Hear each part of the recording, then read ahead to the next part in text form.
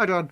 Hey, Alex. Do you know what I hate? What's that? When you dance with the devil by the pale moonlight and then you never hear from him again. That's true. He should reach out more. Exactly. Oh, yeah, also we watched Batman Returns. Yep. It is a few years after 1989, because I forgot what year this movie came out. 92. 1992. It's a sequel to Batman. Mm-hmm.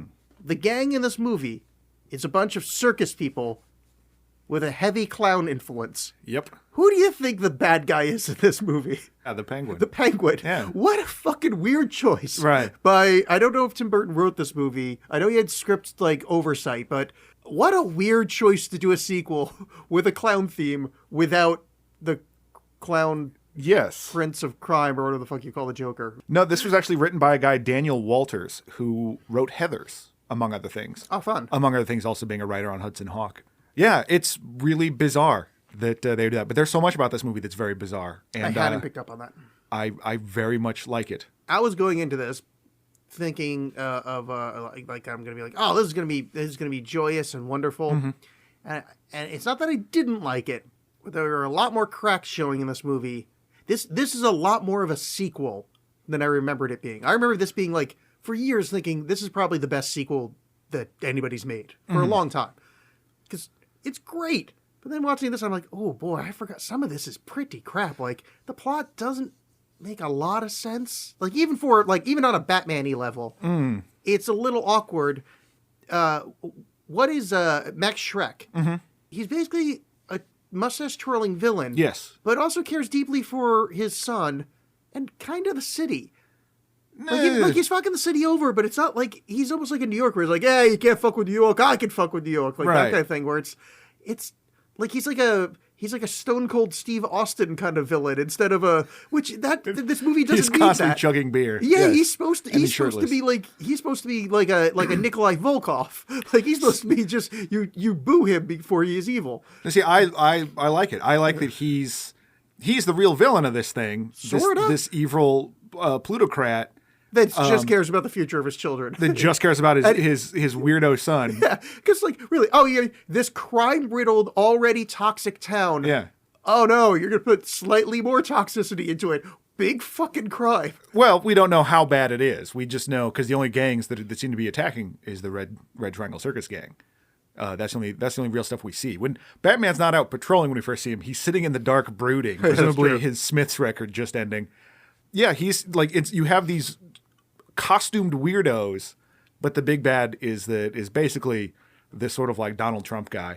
There's so much Donald Trump overlay in this. I when it first started, I'm like, all right, am I going to make notes about it? Because it's the time that we live in. Everything's going to remind you of the kind of the thing that's running our country. But then he's literally like, make Gotham great again. Like, I mean, there's some direct like, oh, this is weird. Yeah. Like, well, it is his son Chip is like a perfect mesh of Eric and Don Jr. Yeah. And it's it rules. But it's much in the same way that you were saying that like The Fifth Element correctly predicted all these things. Oh yeah. I guess Batman Begins correctly predicted our insane future. So here's the thing about Chip. His son has one line of dialogue. At least two. But his first line of dialogue is about 14 minutes in, and I think he's doing a Walken impression. Sort of, yeah. And it was really weird, because, like, does he think that's a Gotham impression? Like, it was really awkward. It's a Shrek impression, not of the ogre that everyone loves. It was a Max Shrek. It's like the Shrek family has this weird way of talking. Because it's like kind of a Christopher Walken accent, but it's more of like a, hey, I'm walking here kind of thing. I get it, because he's walking. Yes. Max Shrek also, isn't that some kind of like Nazi painter or something? Or a director? No, it was the actor who played Nosferatu. That's it. Yeah, because this movie is just riddled with German expressionism. Like, not just in the way everything looks, a lot of the lighting. Oh, that's why everybody goes, oh, it's my Lieber! And they do, yes. Yes, German expressionism. Yes. Yeah. Which culminated in Wolfenstein 3D. Yeah, that's why there's no comedy in it. Yeah, and they even mentioned all those like gas chambers. The Reichstag fire or whatever, so it's... Yes. Which I really liked, and then I just went on a whole 9/11 thing. I'm like, oh, this is so Trumpy right there. Yeah, so it's and that's one of the reasons I like this movie is that it is one of the things I've always complained about with Marvel movies is their kind of sameness and kind of blandness. Yeah, this is a particular vision, and it's weird, and I think he creates a whole world that the more ridiculous stuff fits better because it is such a ridiculous world that he's built. Like these Yeah. giant statues with faces, these giant faces everywhere. And it's kind of the 1940s, but it's their CDs. That's the stuff. That's the part where we're saying like it kind of sequel-y came through. The first Batman, and I'll try my best not to compare the two, but I mean it is the sequel, so Yeah. it is looming in that. And that the first Batman does the kind of gothic noir thing much better than this one. Like this one leans a little bit more towards, and it's predictive future of the Joel Schumacher Batman. It's nowhere near there yet, but it's starting to like lean into like it's starting to grab a little bit more of that Batman 66 camp, and that CD part, especially where he does the That's dumb. The rapper scratching of the CD, Yeah. where it's just one. I made a note saying, "Oh, he's got a CD in there. This feels like anachronistic to the movie." And then he scratches with it because I thought that was a George Clooney. I remember that being like a big knock on a Batman movie was that he scratched with a CD. I thought that was a George Clooney I've never seen one. the George Clooney one. Oh, so yeah, when that happened, I'm like, oh my god, that's these. So that kind of threw me off. But I love the look of it. Like I do like this movie. It just there are parts, and the CD was one of them. And then the opening, which we open with Pee-wee, which you have to love. Well, Pee-wee and Simone from Pee-wee's Big Adventure. Oh, that's right. Yeah, it's a really little cast reunion. Loved, but this is done a little. It's Tim Burton-y, so I can kind of forgive it. But tonally, it's a little more Tim Burton-y than the rest of the film because it's like it's Tim Burton when he wants to be Edward Gorey, where it's like, and the child was so ugly that they put him in a lock, and then that lock they locked it with a sock, and the sock was a sock, and they threw it near a rock, and it went in the river, and the penguins found him. What fun! Like, but it's in 3 seconds. They go, oh, our kid's ugly. Next thing they know, it's in a cage and eats cats. Right. There's no throughput, which I love in a Tim Burton movie, but this isn't quite Tim Burton-y enough where it's like, you're awful people. Well, yeah, but I kind of like that because it is true. They are that, but you also get the sense of like, man, that's really harsh. They put him in a cage, but then he just eats a cat, and so you're like, well, it's like the Hugo thing from The Simpsons. Yeah, where but it's that's the thing, nature and nurture. Yeah, right. Like what's going on there? But I think the fact that it is so like Tim Burton-y to me like sets up the whole like my appreciation of the tone of the rest of the movie. Because I agree, it's not that level for the rest of it, but because I'm already sort of up there with that sort of expectation, it again, like a lot of the sort of weirder stuff, why not? I'm on board with. I think for me, it and again, very much like the movie, I just think the knock is kind of the sequelitis of it, and I think that those always come out in tone where it just tonally, I would like either a little bit more at that tone or that to be toned down a little bit because it's like the first, like there's swaths of the movie that feel like the first one where it's dark and brooding and it's not very like twee Tim Burton-y. And then there's other parts where it's just like, look at this shit. This a twirling thingamaboob on the bottom of the Batmobile. This is great. Like just the most ridiculous over the top. And I like both of those. I don't think they were juggled as expertly as he can manage. Like, well, no, he can't. He can either make one or the other. And this was, I think, the first time you see where it's like, you should either go drama or twee. Yeah, see, I disagree because to me it works. And yeah, I'd like any more. Certainly he can't do it. But this one, he didn't really want to make sequels. I mean, that's sort of why famously he suggested the sequel to Beetlejuice is like Beetlejuice Goes Hawaiian, which now I think they're trying to make. Yeah, I think it's actually in like actual pre-production. Yeah, like, not just like pre-production hell, like actual pre-production. So he wanted to make a more sort of standalone Batman movie. And really, this is more of the Catwoman movie than like Batman's not in it that much. This is my number one love of this film. Yeah. Is that it's so much more Catwoman. And also, Michelle Pfeiffer knocks it out of the fucking park she's great. in this. Because in this movie, she does some really good character work. Like, I love Selena Kyle. Yeah. And then like her journey. Yeah, and she does it great. She does it slow when she starts getting kind of dissociative. This is her movie, and I wanted more. And like multiple times while watching this, I just typed, we were robbed to have not gotten a Michelle Pfeiffer Catwoman movie. Like, fucking A, she's great in this. She's great, and it's so funny because apparently it was such a that cat suit was a hassle. I think I read like she went through 60 of them, was basically vacuum sealed into it, so she had like a limited amount of time to do her performance. Yeah, I read the vacuum seal thing. Yeah, and then that she had to Tim Burton. Part of the reason Tim Burton had her lower her voice register a bit is because she can't in that helmet thing.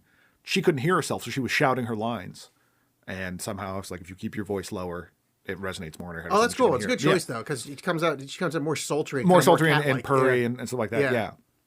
But she's just phenomenal in this, and it really does focus on her. Because I was thinking about how a lot of superhero sequels, they do the thing of either like the hero loses his powers or like checks out for a while, or like he loses the public trust. And the movie does that a little bit, but it doesn't really matter. It's more of just like this small plot point than a huge swath of the movie. Yeah. And this is the movie where I think Batman is the most comfortable with who he is. There's not this, he's not going on that journey again of like, but what does it mean to be Batman?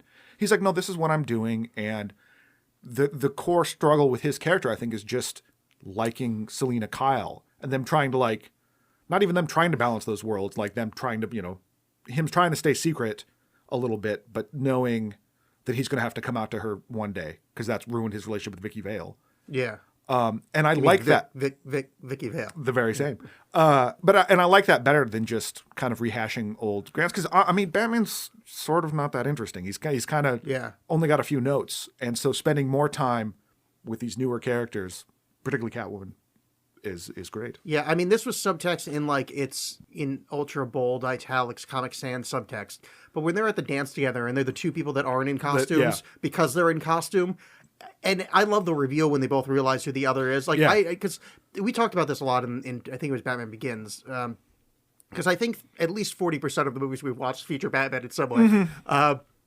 That, the character, I mean, this isn't like, going, there's like, ooh, Die Hard's a Christmas movie. But like, the person is Batman. The costume is Bruce Wayne. Right. Which is just to repeat the point in case, new listeners or whatever. Like, but that is the concept of Batman. And I did like that. Literally, Selena Kyle died, and that Catwoman's the person, and Selena Kyle's the disguise. And it's done swiftly, and they're both great actors. This quick little, like, this, bam, we've got it established. You didn't have to go over the top. You didn't have to, like, slam it down your throat. You just went, oh, cool. These are our costumes. Right. We are in costume. I would love to take my mask off. Really, I just thought it was elegant kind of visual storytelling, to use a term that I loathe. Well, but the truth is also, I think Michael Keaton is the most human Bruce Wayne, other than, I've talked about liking the animated series one, but just Kevin Conroy's a fucking genius. But it doesn't seem like the Christopher Nolan Batman, the Christian Bale. It's like he's so awkward at being just a normal ass person. Yeah. Whereas like Michael Keaton is a Bruce Wayne that knows what's going on in his business. He's charming enough, but also kind of like weird, kind of goofy and airheady. His weird, like him and Selena Kyle's kind of like 1940s rom-com back and forth when they first meet is pretty great. Yeah. And like he just seems kind of like a fallible dude who also like, oh yeah, I'm also turned into a Batman guy. And he totally murders in this one too, just unapologetically. No, it's and I kind of then I started like overthinking, being like, oh well, he sort of let the Joker die at the end of the first one, so maybe he's just comfortable with having to take those extremes sometimes. No, he didn't have to set that guy on fire. He just totally set that guy. He put a bomb down a guy's pants and threw him in a sewer, and gleefully so. I mean, here's what I've been thinking about. I've been thinking about that since the last Batman movie we did. Is that established in any Batman movie? Definitely in The Dark Knight, and I think probably in Batman Begins. They bring it up, but some things make it more of an issue than others. No, but does he actually say, "I don't kill people"? Like in the Tim Burton ones? No, in any of them. Yeah, I mean so that was part of the whole thing, and like the whole thing in Joker's plan for the Dark Knight was to get him to kill the Joker, to violate his no death policy. See, okay, yeah, correct. I more meant, is it set up as like I think we as an audience, and I mean you and I, are bringing a lot of the comic book stuff saying he will not kill anybody, he won't murder. The movies are more set up is I'll avoid killing someone as best I can. Yeah, like I haven't seen the 1989 Batman in a long time. And I'm assuming, I don't know if there's anything in there that says that or not. Yeah, because I think there's like I think a lot of it it's like us bringing the because we also the whole like the thing is Batman doesn't use guns. Mm-hmm. But I think that was like established in Batman in like the 70s, and it's, I have no idea. It's a thing that I think about a lot of simultaneously the right audience and the wrong audience for this movie, for these movies, because we're bringing so much to the table for the character. So it's like we're doing a lot of heavy lifting for the movie makers, but also we could now fuck these movies horribly because it's like, oh no, this isn't correct of this character that's been around for 80 fucking years. Yeah. But, Batman's such sort of a cultural figure at this point, in pop culture that I think there's sort of shared knowledge that we all sort of have at this point if you're into this crap at all. But I don't know. But I like he just murders and it's fine. Yeah. And I'm okay with it too, because again, like this movie is so big in certain ways. And it's like, yeah, sure, why not? And it's everything kind of feels at that same level of absurdity. Yeah, I don't mind him murdering in this Yeah. one because it's not a realistic portrayal. Which I mean, God, not that they are, but like No, but it is, and that's something that I like because I get tired of this whole like, no, we got to root this in reality. And what if Batman had to go to board meetings or something, or like in Iron Man 2, it's like, what if he had to go before the Senate? Who cares? Like, what if Batman lived in this crazy Ayn Rand world and fought circus clowns? Like, that rules. My first note in this is, boy, there's some leisurely ass credits. Those credits go on for a while, which I like. They're fun. But this was. I mean, also, he had to get through that whole, a lot of beautiful sewer shots we had to see. Yeah. But this was such a huge fucking deal because, Batman was such a record breaking movie. Yeah. And really popular, and they're like, cool, we're gonna sell stuff to McDonald's, tie-ins, all that stuff, and then it ended up being this movie, which is rules. I mean, this is outside of the movie itself and how good the movie is, but I love that he made a sequel to this like giant summer blockbuster thing that is dark, that involves a plot of the Penguin wanting to murder babies, not like the world, like specifically, I'm going to drown children.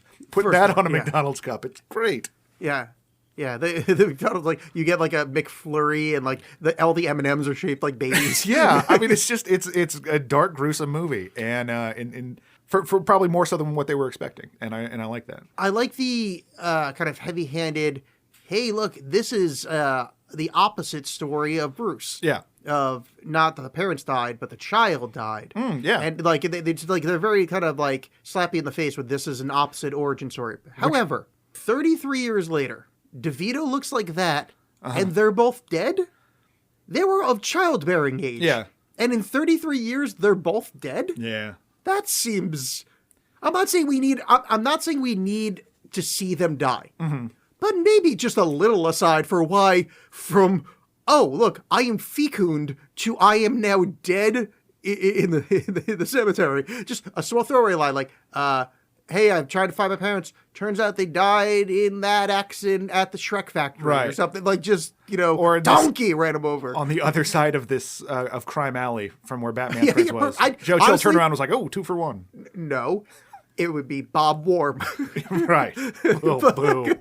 Fuck you, you brought it up. I like how Bob is the opposite of Joe. But anyway, no, so but the thing is, I get it, but like initially they wanted Burgess Meredith to be, which would have been great, and then it also would have made more sense. Like, oh yeah, no, he's totally dead. Yeah, he's just some crotchety old dude that like, almost like Edward Scissorhands, where it's like, I'm really old, and I mean, it's not like that guy can, fuck to make him, but that'd be fine. But like, just like one. Also, DeVito, you're 33. I get you're born with some deficiencies, but yeesh. I mean, living in a sewer, it isn't going to do you a lot of favors. I mean, you can afford that nice Bane jacket.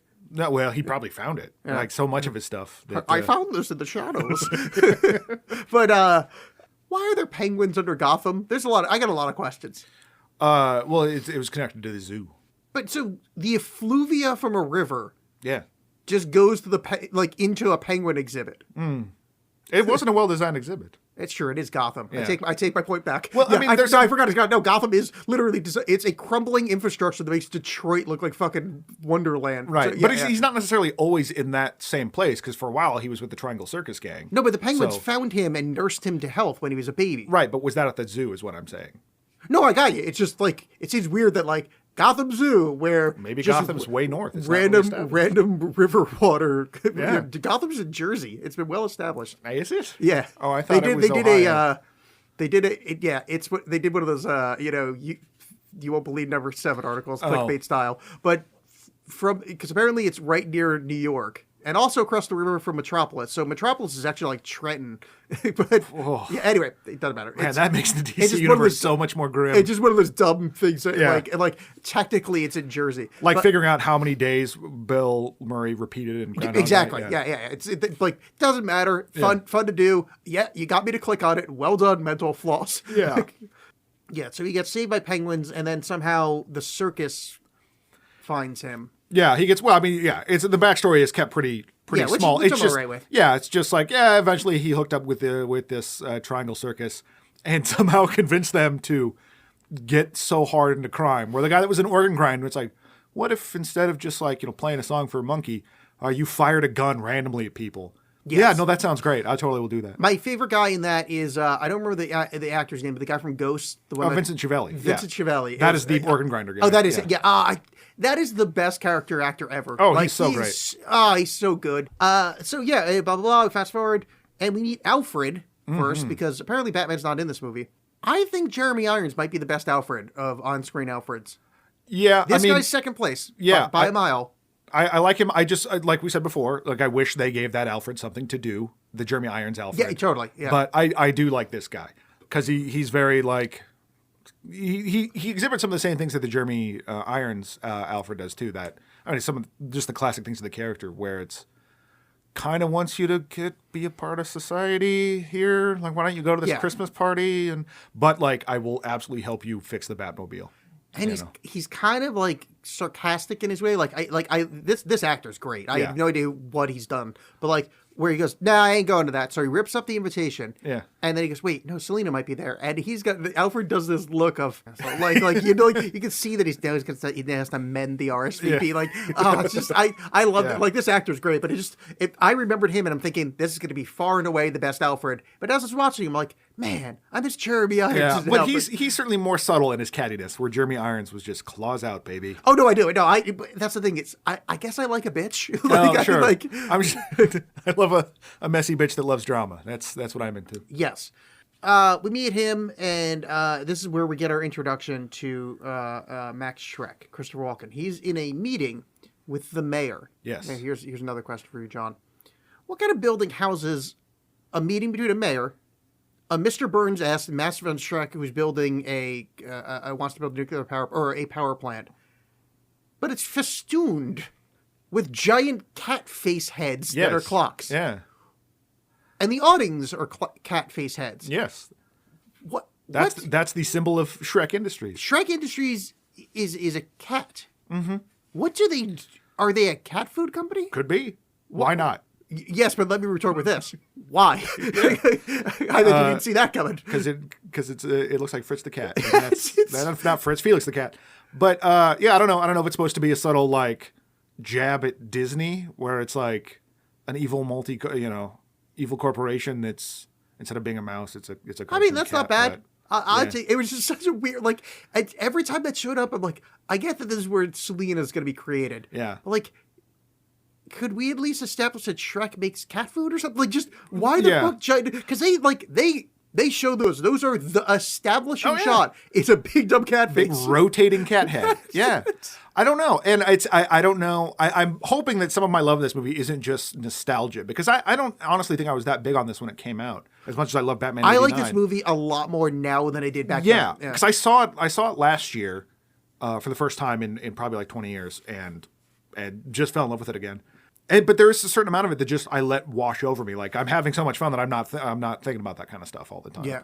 Which is hard for this show, because that's what I do on this stupid show. But yeah, no. So they meet in a giant cat head. Well, not in the cat head, but in the giant cat head building, and that's where Shrek sort of talks about his plan for his power plant, and the mayor is not so convinced. Yeah. Which here's a weird part of that scene. The thrust of this is now we have enough power. Yeah, that doesn't happen often in movies. No, but I wonder if that's also like a subtle way to show Gotham is not necessarily a city on decline anymore. That things are turning around for it, where it's not that was a huge issue in the first one, but you know what I mean. But like, no, our city's running good. Like we've got this power surplus. I think that was sort of the idea that things are a little bit better, and I think also just underlines how awful he is, that he wants to just spend a whole bunch of money to build a thing that no one actually needs. Yeah. I'll take it. Yeah. Here's my favorite part of this section. It's like, I'll talk to people outside. That's as close as I'm getting, and I know it's abysmal. He goes outside to have this big press conference. This is the biggest guy in the city. Weird we didn't meet him in the last movie, because apparently he's bigger than Bruce Wayne. He's philanthropist playboy Max Schreck. Yeah. Well, initially I guess it was going to be Harvey Dent, but it should be. But Billy D probably didn't want to show up. But so he goes outside, and they're going to do this press conference. So this guy's essentially another Bruce Wayne. He's very rich, but he dragged himself up from the street. Again, another this comparison to this is the guy that came from Gotham, but from the streets of Gotham, and now he's rich, much like Penguin, much like Bruce. So he has this giant press conference in front of about 37 people in a loading dock. Yeah. That is the weirdest set that's ever existed. Oh, I love There's it. literally, like, I'll give them some credit and say there were 50 extras. Yeah. And there's a loading dock. Like, that's not me going, oh, there's literally a loading dock behind them. And that's where Big Fancy Man does his press conference. Yeah, because he's a man of the people. It is crazy. Yeah. And that's when, what happens now, John? Well, he goes to, after the meeting, it's Selena Kyle ends up speaking up during the meeting. She's his personal assistant. Michelle Pfeiffer ends up speaking up during the meeting. And he sort of chastises her a bit. And then he's like, I got to go give this tree lighting thing. Goes to the tree lighting. Michelle Pfeiffer's kind of, you get a little sense in Selena Kyle's character where she's chastising herself, but also like trying to remember stuff she's got to do. She's all frazzled and realizes he doesn't have a speech. And he's at the tree lighting, realizes he doesn't have the speech. And what he turns around and he says, like, remind me to take it out on her later. They do it in a walk-in. Yeah, no, I will not. But or did I? It's pretty close to mine. But I just also like that he needs a secretary to help him remember to yell at his secretary. And then they do the tree lighting ceremony that's interrupted by a giant package that is pushed down the street. It's almost like a 2-story package, and it explodes with clown, like skull-wearing guys on motorcycles. Skull-wearing clowns, crazy guys, tumblers. And you're like, yes! The Joker survived his fall! Yeah. The Joker's in this movie! Yes. Yeah, it's... And then, no, it's just another circus gang. Which I do like. I do like the idea of it not being the Joker, but just all of Batman's crimes have to be clown-related. Or, like, he's always fighting against some sort of, like, painted-face joviality. I had this thought, and there's no other place to put it here.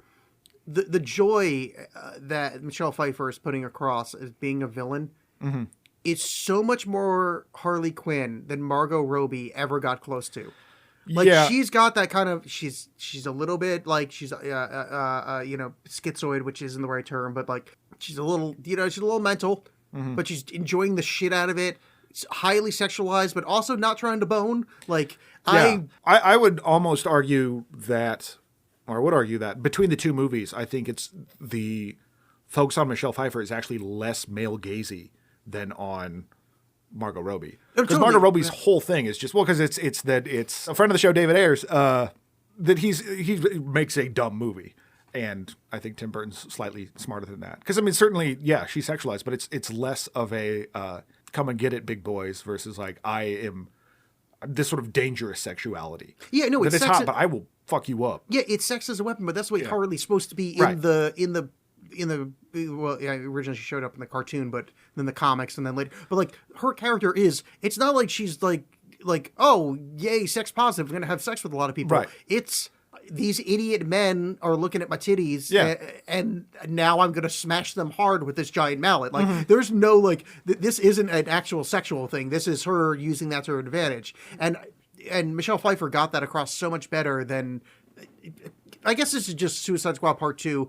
Boy, that movie sucked. AKA Alex and John talk about Batman Returns. Right. But it occurred to me that there's a couple of moments in there where I'm like, oh, God, this is such a better Harley. Just as a character in general, it's just much more interesting. Because when the gang attacks, Batman shows up, sets a guy on fire, saves the day. Wait, it doesn't set him on fire. There's a bomb.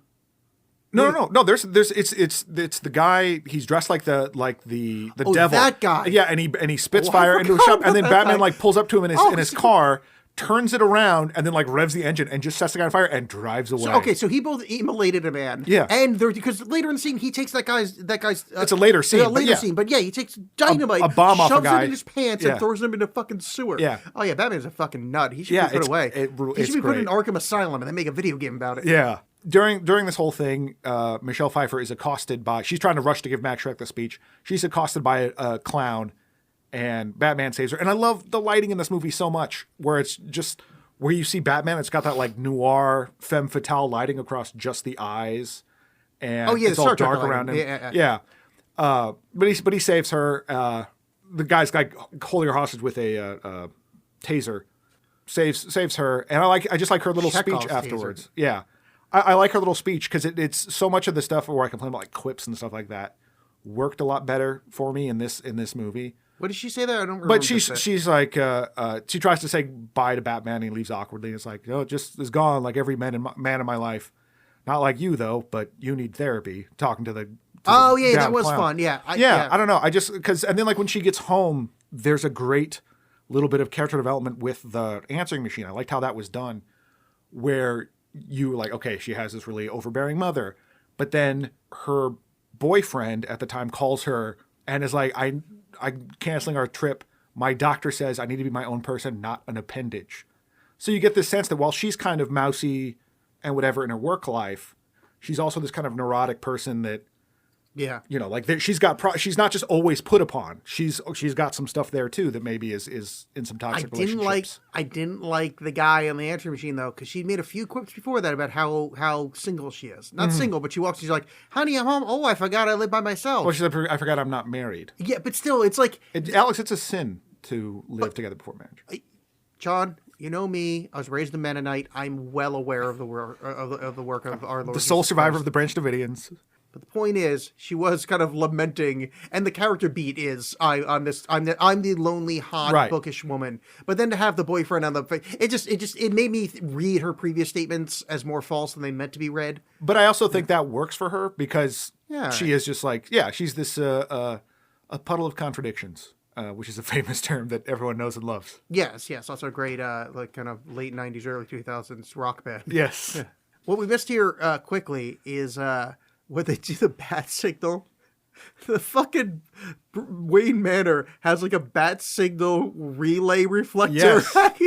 Which is one, awesome, but two, the worst way to keep your secret identity. Right. I mean, the worst way. You literally have a glowing bat reflector. Yeah, but no one goes up to creepy old Wayne Manor. I know, but it's just fucking I hilarious. love it because it's sort of like, well, yeah, but what if he's not looking at the bat signal? How does he get it? Awesome. When that goes to the window, what he's doing is sitting at a table in complete darkness. Rodin's the Fingersteiner, just chin on fist. Yes. Looking.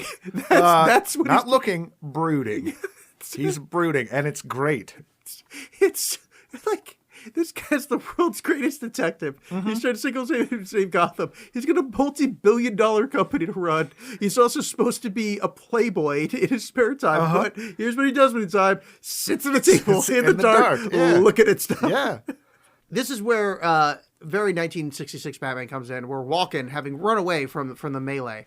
Decides to stand on a sewer grate, which, as someone that grew up outside of New York City, that's what you always do, is you just go, oh, let's just go hang out, stand on a sewer grate. Well, sometimes you need to be comforted by the warm air and the wafting smell of urine. Yes, and dead rats. And it opens, and he is subsumed into the underground. Yes. Because Penguin is attacking him. Now remind me, why is Penguin attacking him?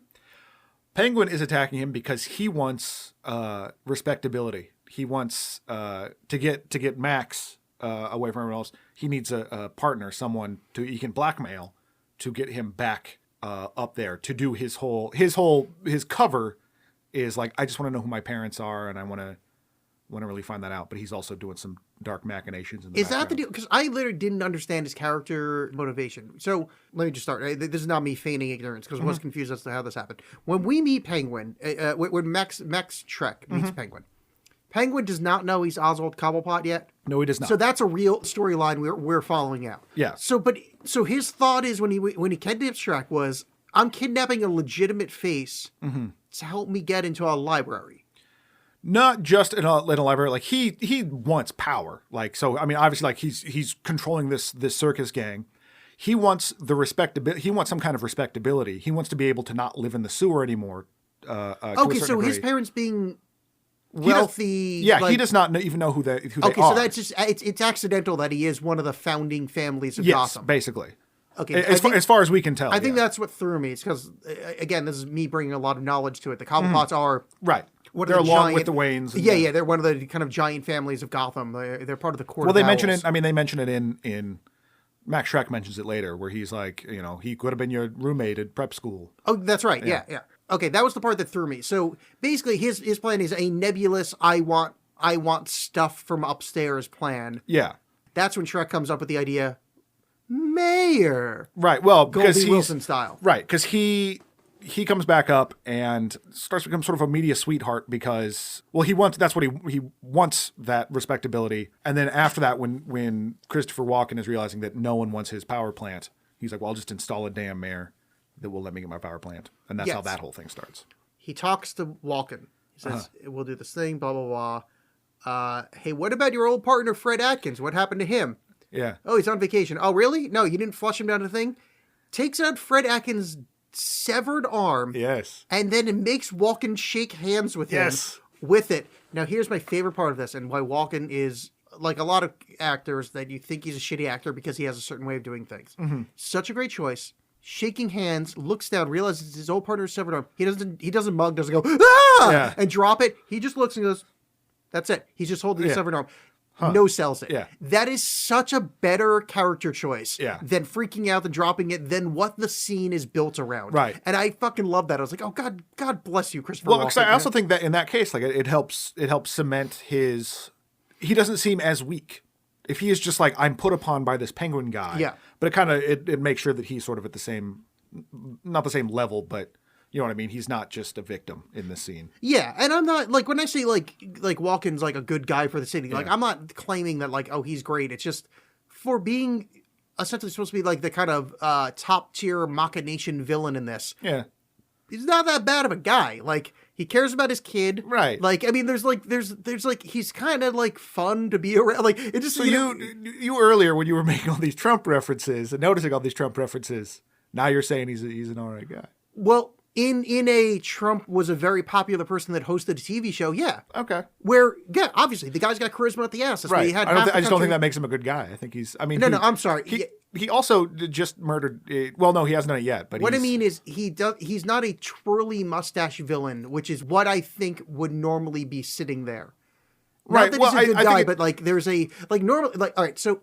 In this movie, directed by anybody else or done the way the movie normally would, he'd be kicking his son, saying, "You're no good for this." Right, the whole time, you're not nearly as good as me, your old man that dragged himself up from his bootstraps. No, this is look at my son. He's great. He's monosyllabic, but he's great. He's going to take over the right. game. Well, it gives him a human element. Yeah, which is, but considering this movie, we're literally talking about a anthropomorphized penguin versus a zombie cat. Yeah. Him having a human element is a really deft touch. It's who's the most dangerous animal? But man. Huh? Ooh. But man. Is that part 3? Oh, no, that's Howard Stern. Oh, okay. That's the point of this movie. Oh, got it. I didn't realize. Yeah. Yeah. But yeah, also in that scene, that's also where you get to see the entirety of the gang, which includes a lot of clowns. Yes. And this woman with a poodle. And, you know, there's sort of famously a communication between different directors. Like in Sam Raimi, in one of the Evil Dead movies, had a Freddy's claw hanging from a thing in the basement, and Wes Craven had a callback to Evil Dead, one of his movies. And this was Tim Burton communicating with Clive Barker and his famous character, Guy with Dog, in Nightbreed. Really? No, I'm making that all up. Because all of the things you said before that is true. Those are all true, yes. But just when I saw the lady with the dog, I was like, is that like a thing? Like weirdo with dog? Because I immediately thought of Nightbreed. I mean, fuck it. Let's cut this part out and just start claiming it now. Yeah. Yeah, that guy with dog thing, sure is. The guy with dog-averse is something I'm really into. Let me edit the Wikipedia real quick. Well, we probably could. So after the meeting, after sort of agreeing to help the penguin, Christopher Walken goes back to his office, and Michelle Pfeiffer, Selena Kyle, has come back because on her answering machine is a message from her being like, hey, you need to go back and get stuff for the Bruce Wayne meeting if you haven't already. And so she's like, oh, shit, I forgot that. She goes back to the office. Oh, yeah, she's very dumb in this scene. Yeah, well, because she has broken into Christopher Walken's computer, basically into the protected files. What did he like? Oh, well, I thought it was the name of your Chihuahua or whatever the hell that fucking shitty dog was. Yeah, Geronimo, I think was the name of the. Yeah. But I love the lighting in this scene where it's lit underneath, and the shadow is sort of the cat's eye glasses that gives her this little mask. Oh yeah, when she's talking. And Christopher Walken is not so thrilled that she has discovered that his plant is basically a capacitor, and it's kind of a boondoggle. And Christopher Walken is wonderfully menacing in this scene. And it ends with him throwing her out, like pushing her out the window. Yeah, and then she falls through cat awnings on the way down. And here's where my question starts. Cats lick her for some reason. Yeah, cats are summoned by her. Wow. Yeah. And then Why did she turn into a cat? Why is she a cat? Why cat is she? Well, she already had that connection with Miss Kitty, and then Yeah, she only John. You own multiple cats, so if I throw you out of a window and they lick you, are you gonna now come back to life, sexy and live? that's the plan. All right, John. Let's go over to Big Pink. I got a plan. Big Pink is a large building in I was town. gonna say that could be taken a number of ways. Yeah, we know. I also forgot that it's not only people in Portland that listen to the show, and that made very little sense. It sounds very disgusting. Yeah. Anyway, John, stand up a dick. Guess what? I don't know. I don't think there is an answer because she falls down and all these cats like are magically summoned from the spirit of the city. I don't know, but they all start like one of them is biting her, like it's totally chomping on her fingers. They're like looking around, sniffing around her. Yeah. Looking at her, stuff like that. And then she kind of comes to, and having been murdered, not too thrilled about it, very confused. And she gets back home. But yeah, then she has this whole transformation scene where she starts sewing the Catwoman costume. And Yeah, which is strange. She also kind of looks at her most zombie-ish. yes. She smashes her apartment, and her neon lights that used to say hello there now says hell here, Hell yes. which is awesome. Mm-hmm. And she says this. Now I'm about to go into my most throaty, sexy voice ever. So, John, I'm prepared. prepare that dick for wanging. Because she goes, No. I don't know about you, Miss Kitty, but I feel so much yummier. Yes. That's not even a pun. Yeah. Why? That's nothing. Yeah. I don't know about you, cat, but I like having dicks inside me. Like, it's just, what the fuck? I think it's just her. It's her coming into her bizarre own. Where it's I mean, Oda girl. Like, I'm not trying to sex shame here, but we're watching a movie. Like, you have time to write something. Well, and you came up with, I don't know about you, Miss Kitty, but I feel so much yummier. Yeah, she does.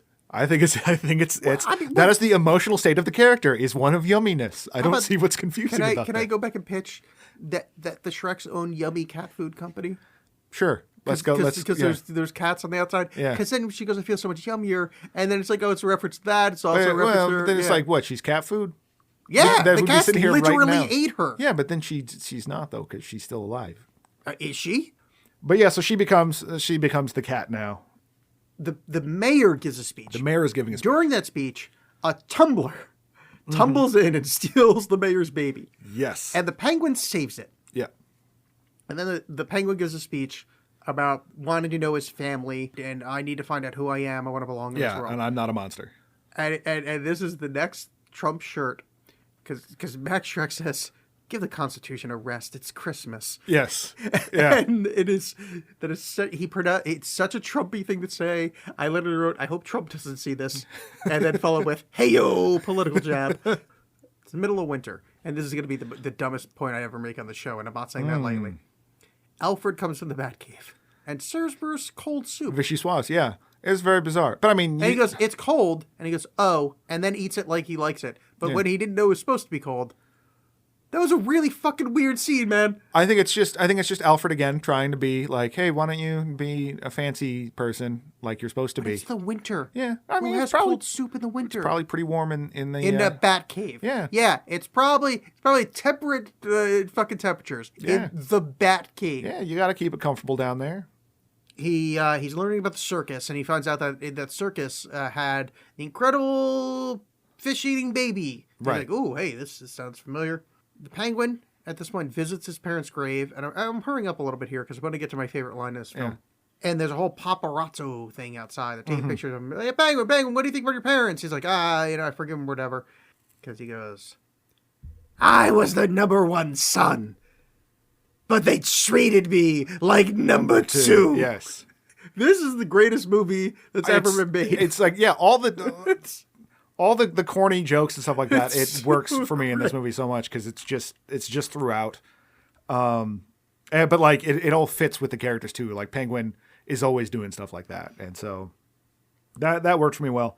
And at this point, Bruce is having his meeting with Max Shrek about the power plant. He totally knows it's a bad idea, and then also confronts Shrek as like, "You're just using this Oswald Cobblepot guy. Something's weird with it. I think he's in charge of the Red Triangle Circus Gang." And Chris Walken's like, "Well, how dare you? If my assistant was here, I'd have her show you out." And his assistant is there. Michelle Pfeiffer's back, and I got to tell you, being murdered and then showing back up to work the next day is a fucking alpha move. Like, that is baller as hell. That is BDE. Is that what they say? Yes, that is some BDE. Yes. And I love also, no, of course Bruce doesn't know this, but I love how immediately, yoing, he goes for Selena. Yeah. The zombie that just walked in. Yeah. I'm so, because again, it's such a Burton-y thing where a zombie walks in and a millionaire playboy goes, hey, there. Yeah. Well, Well, he's so disarmed. I mean, which in the, that was terms of their relationship, it works very well. That But was yeah, Max's ex-partner. Duh. Well, actually, he could have been everything. We don't know. We only see the hand, and he was dishanded. Yeah. All right. That happens. Max visits the Penguin, and he's writing with a quill pen, which annoyed the shit out of me. Oh, I love it because it's something bird related. Why wouldn't he? But it's so much more expensive. Yeah, he's a man of exquisite tastes. Now that he's found out that he's a fancy lad, he's like, well, I better do like the fancy people. Oh, does he get? By the way, is he entitled to his parents' fortune? There is no mention of that. Because that would have been a much better swerve of this movie, where they build him up to this major villain, and then he just gets a check for $20 million. They're like, yeah, fuck this. Cool. Yeah. No, I mean, yeah. There's not. It's just that I'm from this noble heritage, but there's no. And obviously, like, he's being kept around because he has that upper floor that's completely desolate that everyone's just hanging out in a corner in. Yeah, I'm confused. But okay, so this is the Reichstag fire scene which we were talking about before, right? Because then Christopher Walken comes up and Penguin is diligently working on something. You don't know what yet, but going through his findings at the House of Records or the Hall of Records, and then Max Schreck is like, "Hey, buddy, why don't you come downstairs with me?" and lures him with a fish. I've never been happier as a human being. It's so than seeing fucking Danny DeVito being lured with the fish, and then him eating that fish in front of adoring crowds. It is so. It's everything I want from the universe. Like that's what I want in the background. Like I want to just have a TV installed in here and just have a scene running of just Danny DeVito eating raw fish, just grossly eating fish. I always hats off to Danny DeVito's just ability to be so disgusting and unpleasant. I don't know, like, divine eating shit may be more dignified than that. Quite possibly. It is, yeah. Holy shit! So good. Yeah. So he's tasting downstairs and reveals that he's started a Oswald Cobblepot for mayor thing because he wants a puppet in the office that he can get his stupid power capacitor plant built. After the first, Max Schreck wants a Reichstag fire, Gulf of Tonkin, a 9/11. Something that didn't happen. That it was a false flag to build in dictatorial. Right, the moon landing. Yeah. Hey, John. Have you ever seen fire melt steel? No. Mm-hmm. So anyway, this is where Batman he fights some idiots, and there's a dog with a grenade. And then he throws a drone batarang that he can type in where is the sale. Yeah, and it's like, I love, because this is a very, very early form of CG, where it looks like a Tiger Electronics handheld game on there, and then just these 5 stick figures thrown up. It's like the thing's got to hit 5 people. This is, okay, now is my favorite small scene in the film happens. Catwoman breaks into one of the Shrek department stores. Yes. And ready to break it up. This is where she finds her whip, and she starts kicking ass with it. Uh-huh. And then decides to do a little bit of jump rope. Mm-hmm. And I just thought that is the perfect fucking character moment. I know that it's so small, but that is so that you could do 30 pages of fucking George Lucas-esque exposition talk about where she came from, why she hates sand, with that little bit of her just doing a dumb fucking jump rope in the middle of it. I was like, oh God, it's so small, but like 9 movie horrors in this, I can forgive 9 of them for that one tiny moment of her skipping rope. Well, and her running into the security guards. The 1940 security guards. But the guys go, our take home is less than $300. And she's like, yeah, it's no excuse, but yeah, get the fuck out of here. I love that shit. Oh, because they're all like, hey, who's this broad? She's all sexy as hell. Oh, shit. Yeah. We're broke. Don't kill us. But it makes sense character-wise, because she's just some schlub, too. It's like, hey, we're both from the streets. Yeah, whatever. But it's, again, it just sort of, it was very fitting with the tone of the rest of the movie, like those guys. So yeah. I like that. It didn't all of a sudden be like, I don't know, they weren't crying or anything. So this is I don't even remember how this happened, but Batman and Penguin are talking, and Catwoman kind of like backflips in. Oh yeah, because they're standing outside of Shrek's department store, right? And then she like backflips her way over to meet them, which is a really fun introduction. Yeah. She just stops, meow, and then awesome building explosion behind her. Because that was actually the point where I wrote, "This is Harley Quinn at her best," even though it's the wrong character. The dog is made off, by the way, with the drone Batman batarang thing. Yes. Oh, that's right. Because the lady's dog like grabs the batarang and runs away with it. She escapes. Penguin takes off. He's like, gotta fly. And he gets in the. He's got his umbrella that's a propeller, and he takes off. Oh, that's right. No, and she's on the rooftop, and then they scuffle on the rooftop. So they scuffle.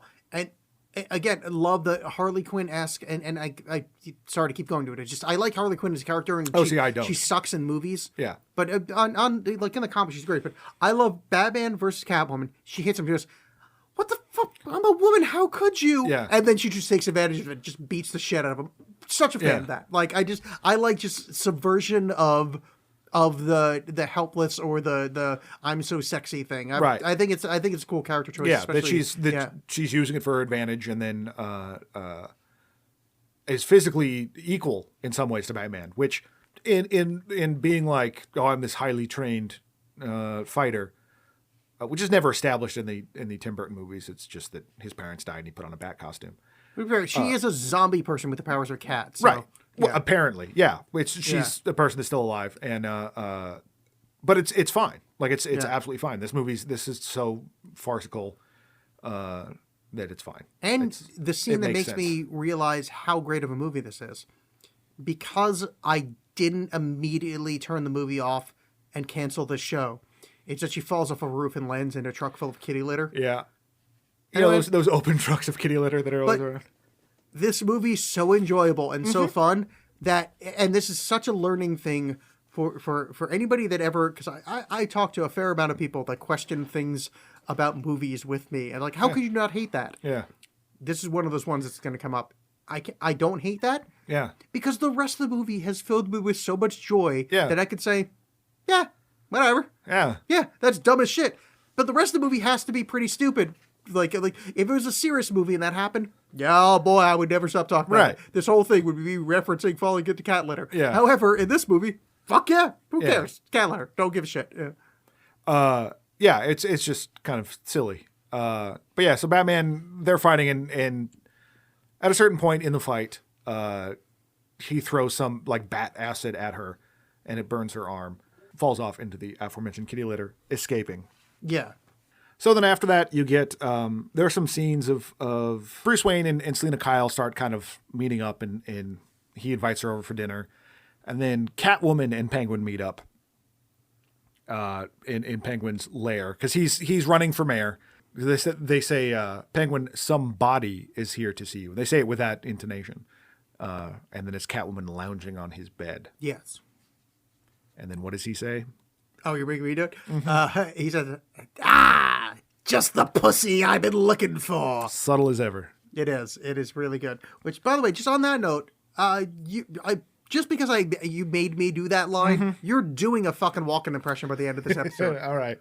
All right. So yeah, that was it. I just did it. No, you didn't. All right. So Catwoman and Penguin basically have the meeting saying, all right, we need to set up the Batman here. Like we need to like tear him down. This is not an uncommon trope in Batman things. We're gonna try to paint him as a villain. Yeah, well, it's basically, I mean, her whole goal is to just fuck up Max Schreck, and Batman is in the way of that, and so it's out of nothing else than just this guy's in my way, and this Penguin guy seems to be weird, so maybe I can get him to stop him. Like, there's no like grand, then we will rule Gotham. It's just. I do like in this scene where he makes shadow puppets on the ceiling while his hands are at his chest. So unless his chest has an arc reactor a la Tony Stark, this does not work. Oh, he does. Oh, my mistake. Yeah. I don't follow DC a lot. Yeah, no, that's where Marvel got the idea. This is where Selina and Bruce have an awkward date, and I have a very good note here, where kissing on screen always looks awkward.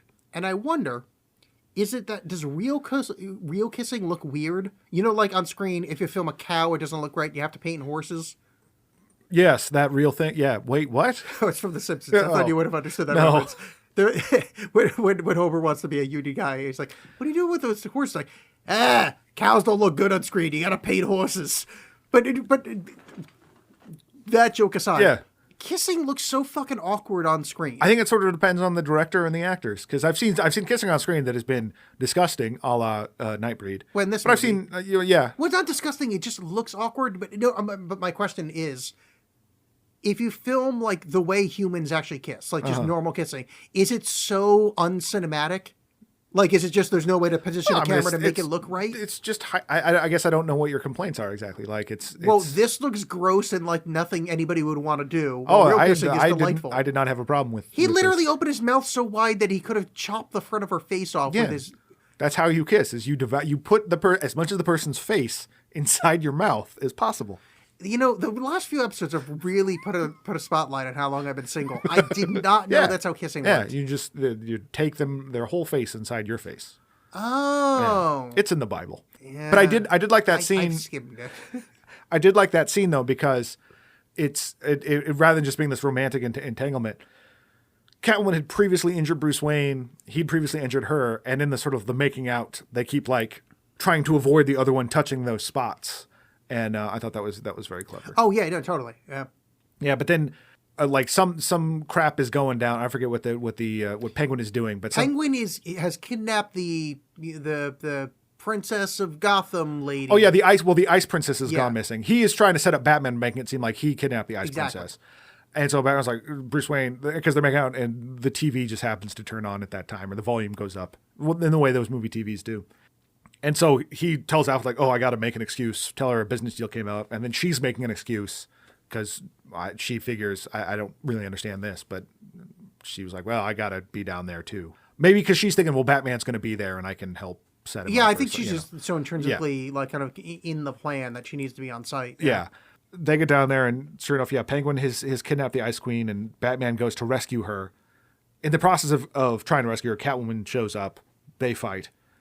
And then she escapes and ends up on, like, just hanging out on the ledge of the building for some reason. The Ice Princess.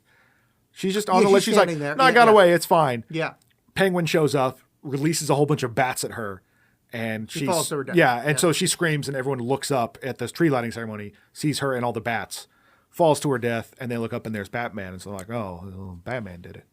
He just randomly murdered this person. Yeah. But not to take away from this movie, but it's well established that Batman dives off of buildings and grabs people and then shoots a grapple thingamabob and saves them pretty fucking frequently. Yeah. It seems weird that he just went, yep, yeah, there she goes. Yeah. And she's going to be dead as fuck in a second. Yeah, I was right. Dead as fuck. Must have forgot to pack that one.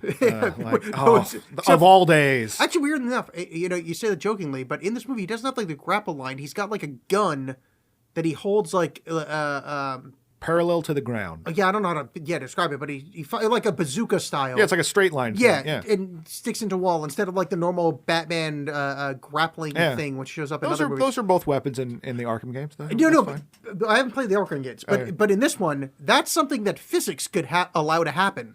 Yeah. Like you've got a propelled thing that jams into a wall. Not, I'll just randomly shoot up towards something. Spider-Man style. Yeah. Which, I mean, whatever. I'm not saying that makes it a great movie, but it did kind of make me go, yeah, that's actually makes it slightly more believable. Yeah. Also, at no point does he like fight particularly well. Like this is the most believable Batman movie.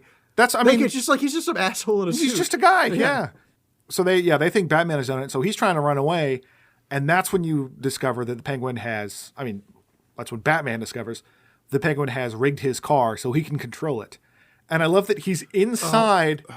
I mean, this is corny as hell. No, it's not. It's the best scene that's ever happened. He's inside his mayoral like trailer, like his campaign bus, and he's got this fake car that looks like a duck that he is pretending to drive Batman's car, and it's causing all kinds of havoc. Oh, it's so good.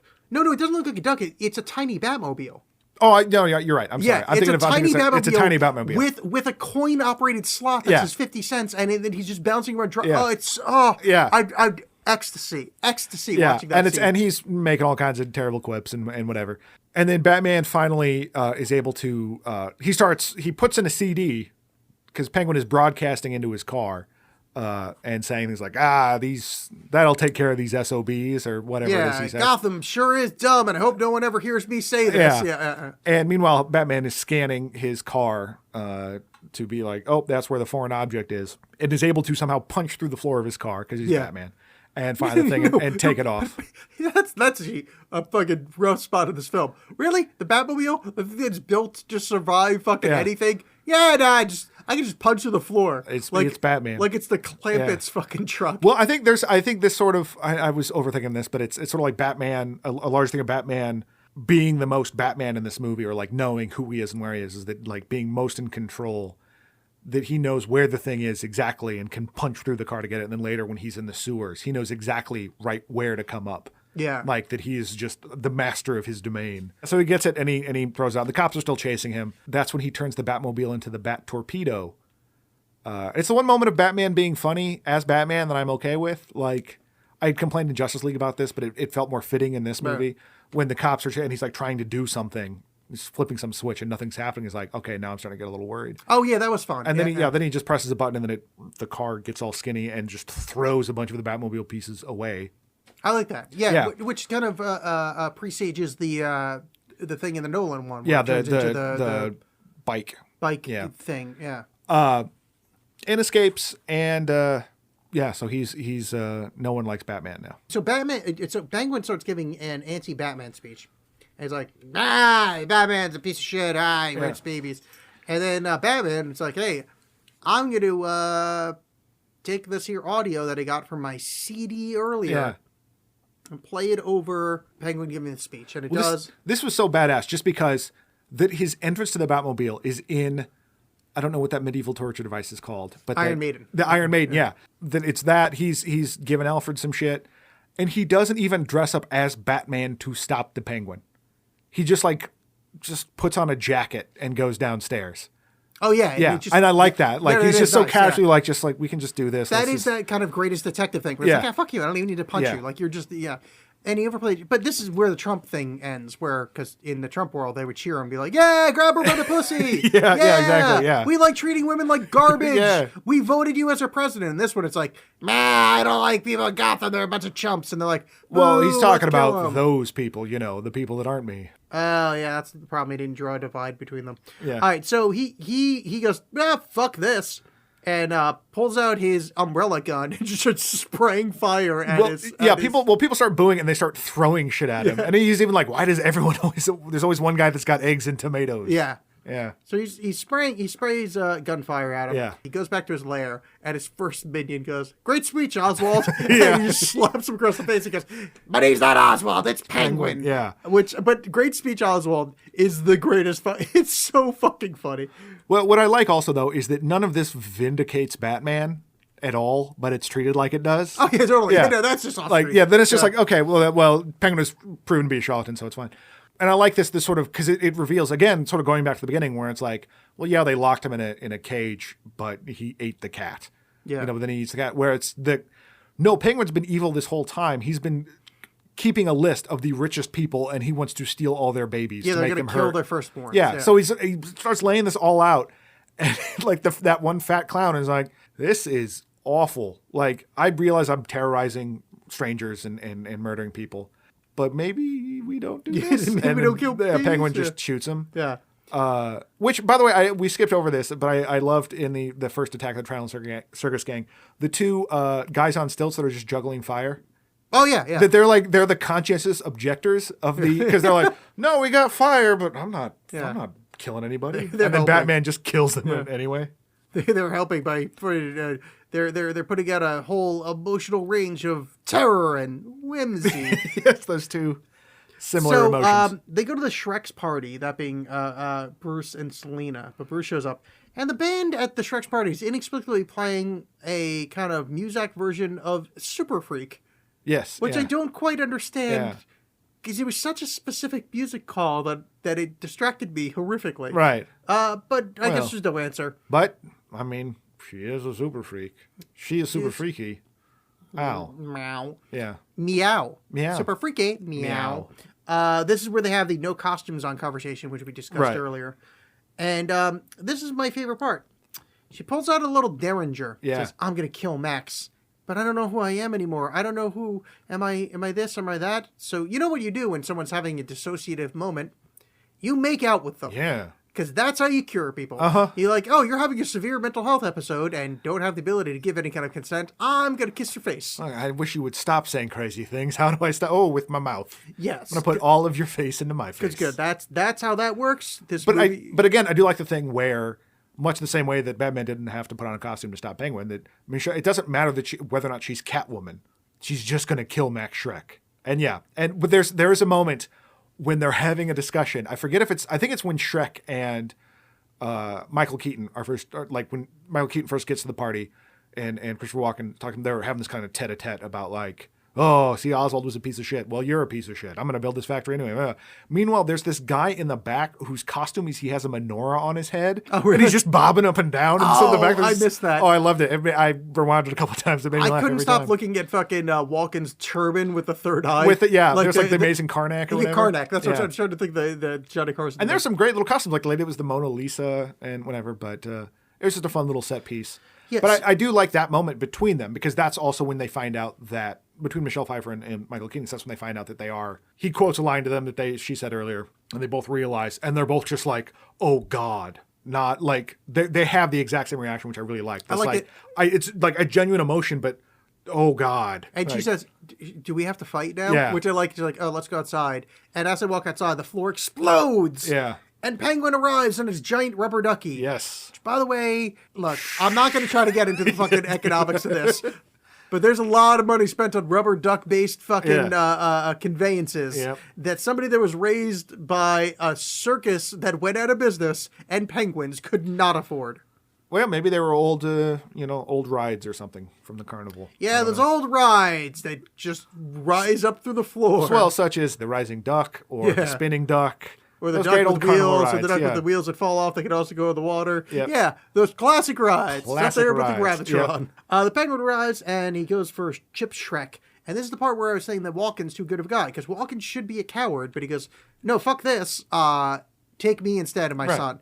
As this character should have went, fuck that, have the kid. Like but I also think, I agree with you, but I also think that it is magnanimous in as much as he does care about his son and the legacy he's leaving for his son.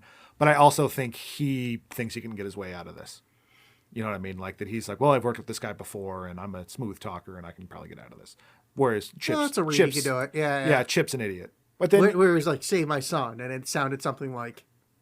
Please save my son. No, you didn't come on. He didn't even try. Come on, John. I want one Walken. I want one Walken out of you. I cannot do a Christopher Walken. I can't either, and I went for it. Come on. Yes, and Please. John. Save my son. That wasn't terrible. Yeah. I mean, it was, but it was as terrible as mine. It's on the spot. We both grabbed for the brass balls and failed miserably. But so now then it gets in the final set piece where not only just trying to kidnap all these children to drown them, he's going to because Batman stops them from doing that because he stops the train that Vincent Chiavelli is driving that's carrying these children in cages. But you ever like really think about a sentence you just said? Yeah, no, just go, how much? Oh wow, there's a thing that just happened. So Penguin's like, all right, well, screw this, and then like has this army of penguins that he gives a Patton-like speech to, that are all wearing rockets on their back. It's great, and then they're all converging on the central location to try to launch all these missiles and destroy everything. And this is what I love.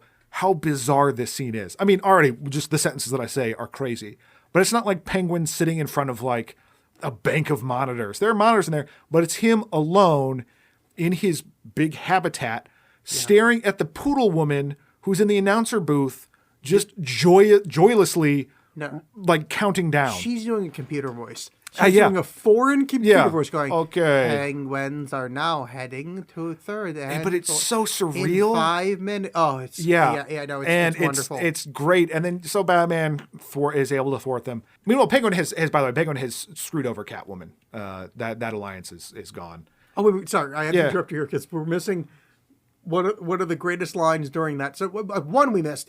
He points and a guy puts a fucking spotlight on him. So Penguin can monologue to actual penguins. Yeah. But at one point he says this: "They wouldn't put me on a pedestal, so I'm laying them on a slab." Yeah. Oh, there's so many great lines in this. It's so good. And then all of his underlings are trying to leave him, including the poodle lady does the whole like dip back into darkness like a David Lynch movie. And then Schreck is in a cage there, and Batman shows up, and the Penguin like goes up, and he and Batman fight. Yeah. And they end up which there's a moment again, Batman knowing who he is, where Penguin's like, "You're just jealous that I'm an actual freak and you have to wear a suit," and he's like, "Yeah, kind of." and then they just keep fighting. Yeah. That it's not really that telling of a moment. It's just Batman going like, yeah, no, that's fair. Meanwhile, Selena Kyle shows back up in her tattered Catwoman outfit and is attacking Max Schreck. Penguin falls to his death, and the weird penguin funeral thing is amazing, where like the 6 emperor penguins show up. Yeah. That's just, it's inexplicable. Oh, no, Okay. that doesn't happen yet, though. Oh, no, that happens at the very end, right? Yeah, he gets thrown off the building. He gets a gun out of the floor, and then so he tries to kill Selena. But there's a whole bunch of things. So one, this is the fun scene with Selena and Shrek, where Shrek literally is "you're fired." Yes, which was shocking to me. Not half as shocking as what happens later. Penguin is we glossed over her. Penguin tries to shoot her, etc. She's got a bunch of lines. Who cares how this happens? No, Max Schreck shoots her. Oh yeah, Max Schreck. Sorry. Yeah.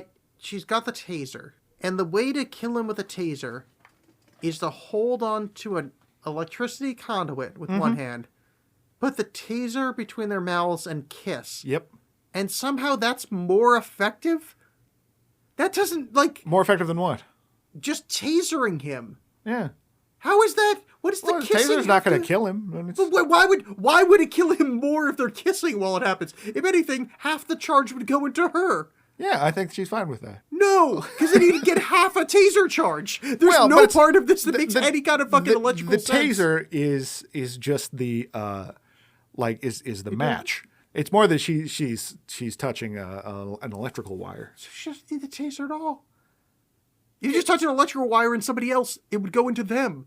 Right. I don't think he understands how circuits are formed. Yeah. You don't need the taser. The taser literally does nothing here. Yeah, I wasn't aware she was an electrical engineer. She doesn't know that. She's just kissing a taser in her face. But she lives in the universe. She's literally tased more people than me in this film. She's tased that passed out clown. She understands that, I held the taser to it. He didn't turn into fucking the guys that saw the Ark of the Covenant from Indiana Jones. Right. It is weird that a woman that's a zombie cat would do something overly dramatic. I agree. It's not even the over dramatic. I'm just saying we do have to keep the laws of physics here. No, we do not. Yes, we do. After last week, we discussed the laws of physics are supreme. Yeah, sure. So anyway, he's dead. And what's funny, so when they later reveal him, his weird charred body, that's actually, directors sometimes will communicate with each other in films. And in this case, this was Tim Burton communicating with a little-known director named Tim Burton and his character Large Marge. Yeah. Actually, funny enough, this was also communication to later for the Sam Raimi, which you referenced earlier, the first Spider-Man movie, because he looks like a Slim Jim. Yes. And Macho Man Randy Savage played Bonesaw. It's callback. Yes, this is all a circle. Time and he is a also flat circle. Looked like Matthew McConaughey in the movie. In True Detective. Yes. Uh-huh. The show that is not nearly as good as the movie we watched last week. But anyway, so he's dead. Yeah, Penguin sort of rises back up just to die again and then gets in a really bizarre scene. He falls over dead, and then these 6 emperor penguins just emerge out of nowhere and just cart his body into the water. No, they don't. They don't cart him. Is my point. Oh yeah, no, they just sort of touch him. They walk next to him. Yeah, and somehow barely touching because they don't have opposable digits. No, you actually you see their dumb fucking pointy flipper going somewhere near him, and somehow it made me laugh. Of I get what's happening here, but it'd be like a group of pallbearers. Yeah. Where all of them had one arm amputation on the side that they had to carry the coffin. Yeah. Where it's just I don't know. I guess it just hovers. They just each have one finger left, like Werner Herzog, and then just slowly just pushing him along. It just made me laugh a lot. It's so ridiculous, but it's treated with this solemnity or however you say that. That is perfect. It's so great. Selena somehow disappears, or Catwoman disappears after. Well, everything is blowing up, and no, because he pulls off Oh yeah. And it's just Shrek, right? No, you're right. He pulls off the thing, and it's the debris, and it's just and she's gone. Shrek, which again, you're supposed to be the best detective in the world. You didn't notice that lady running away. And things were happening. I mean, okay, lady runs away versus these penguins are pushing a guy into the water. Yeah, fair enough. I would have just stared also, at that. just the 9 lives thing. That's how great this movie is. We just gloss over the fact that inexplicably, because she got licked by some cats. She now literally has 9 lives. Well, not necessarily. She's fighting through the pain. She's just getting shot a whole bunch. No, they did. No, she has 9 lives. I think it's pretty well established. Fair enough. Yeah. I mean, there's no reason to for her to be alive at all anyway. But yeah, sure. there's no way to know that there's a limit at 9. I guess I'll say that much. He gets driven home by Alfred, which, I mean, I guess at some later point. Yeah. Because he's not in his suit or whatever. And he sees the Catwoman shadow running through the building tops. And he goes, "Stop, Alfred!" And Alfred comes to a leisurely stop. Yeah. Which, I mean, look, I'm not saying like train your staff a little bit better, but maybe a little bit stronger on the whip because that guy, how about a little bit heavier foot there? Yeah. When your master tells you to stop, you stop. Yeah, but I mean, what's he gonna do? Get a new butler? I mean, come on. Alfred's been coasting for years. Yeah, fair enough. And he's like, looks around and he's like, "Hey, I don't see her, but there's a cat here." So he picks up a cat. So basically he steals Selena's best friend. Well, it's just a cat. Oh, I thought that was the black cat from earlier, like Selena's like main cat. The one Could be. The one that she made reference to. Miss Oh, Kitty. you were having your sexual escapades outside, Right. which we skipped, that she keeps talking about how her cats are fucking. Yeah. And then it's like, oh, it's the end. And then the bat signal shows up in the distance. And and Catwoman's head pops up in front of it. And it's like, oh, it's going to happen again. Wonderful. Yeah, Catwoman the movie. Why did we not get her? I know, it oh, sucks. God, that's such a fucking waste. Because she is just so good. So good. Everybody should watch this movie. That's the end of it. If they haven't already, they should. But here's the really downside to this. This makes the next movie so much fucking worse. Oh yeah, all the Joel Schumacher stuff it took the wrong lessons from this movie, I feel like. Because I had a theory, and I still somewhat do, that Joel Schumacher's a genius and that he made those movies to make fun of action movies or superhero movies. That's why they're so over the top, so stupid. Because he is a deft director, like he does know how to do subtlety. Right. But after following up, because this movie wasn't one to be made fun of. Like, this is a well done film. This is a well done film, but I think I think it's just trying to do the same thing in lesser hands, and it's not, and it could come down to like even the screenwriter. I don't know, but just.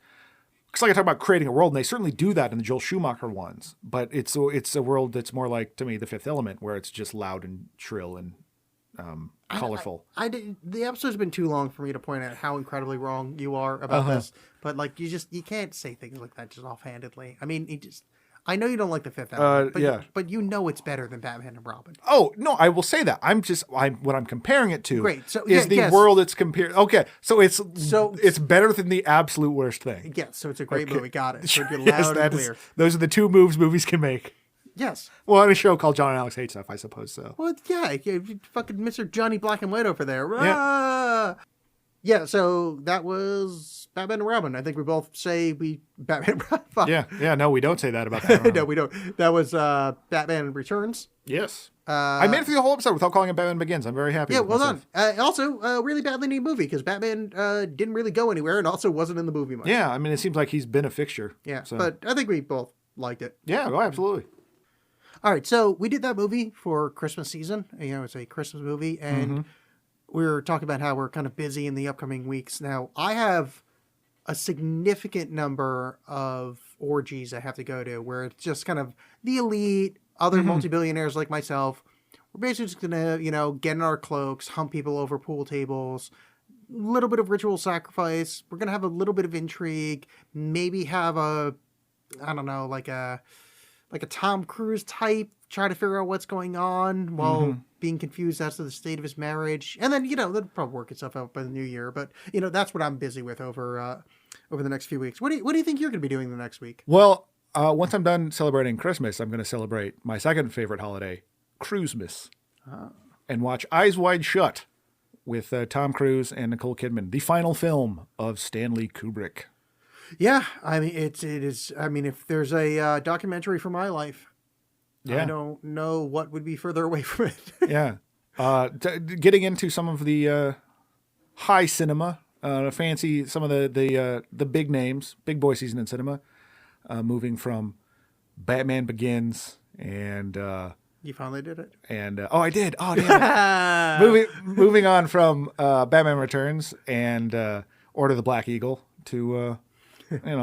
some lesser known films. Like like Stanley Kubrick's Eyes Wide Shut. Yeah, I mean, it's one of those things. I pitched this, a year ago that it'd be fun to do Kubrick, who's my favorite director by far. Like, well, not by far. Like, I think him and Wes Anderson are my two favorites, but for very incredibly different reasons. Oh, sure. Like, as far as like already like a film as a thing that can affect you on an intellectual level, it's Kubrick by a mile. And I think it'd be interesting to talk about. I mean, I have no idea what we could do. Like, Yeah. I mean, this may be the most boring, dry episode ever, or who the fuck knows? But I think it's going to be interesting. I've never seen it, so I'm looking forward to it. This is one of the, I think one of two Kubrick movies I've never seen. So. Oh, what's the other one? Barry Lyndon.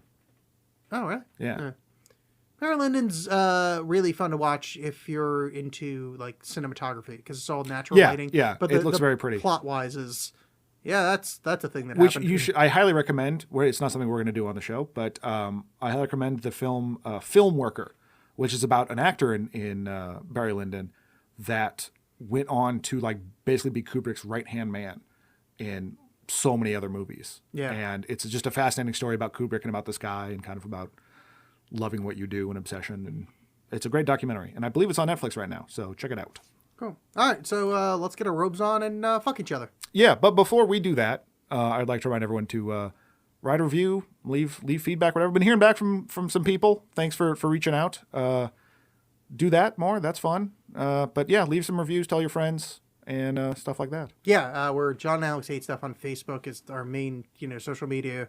John and Alexx Hate Stuff at Gmail, John and Alexx at Gmail. Basically, some combination of our name. Those Sure. both work. Right. That wasn't me being lazy. I literally, got both of them. It's Oh, not nicely lazy. done. John and Alexx Hate Stuff.com. Yeah, do the things you do for other podcasts because we're like an unknown one, and it'd be cool. For To that. be slightly less unknown. Yeah. Also, Not too unknown, but just. Okay, yeah, and we're stopping that. Bye. Bye.